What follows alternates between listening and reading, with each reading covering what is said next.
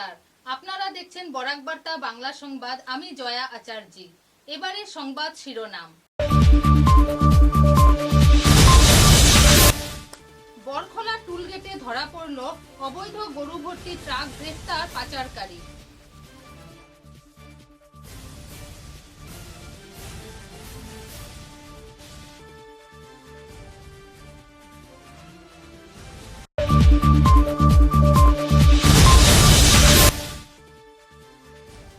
হাইলাকান্দিতে মাদক বিরোধী অভিযানে বড় সাফল্য, 26.16 গ্রাম হেরোইন সহ এক ব্যক্তি গ্রেফতার।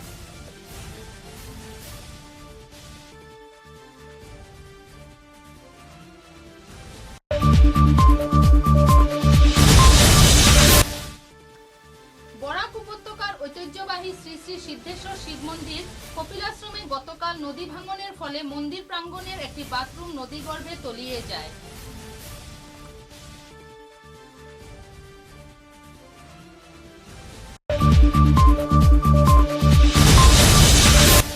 শিলচর রামকৃষ্ণ মিশনে সংগঠনের পক্ষ থেকে আয়োজিত হলো স্বাস্থ্য শিবির।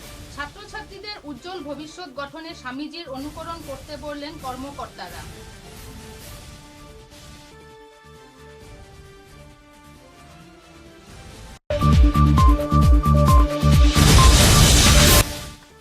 প্রবল বর্ষণে ভেঙে পড়ল নির্মীয়মান জাটিঙ্গা সেতু।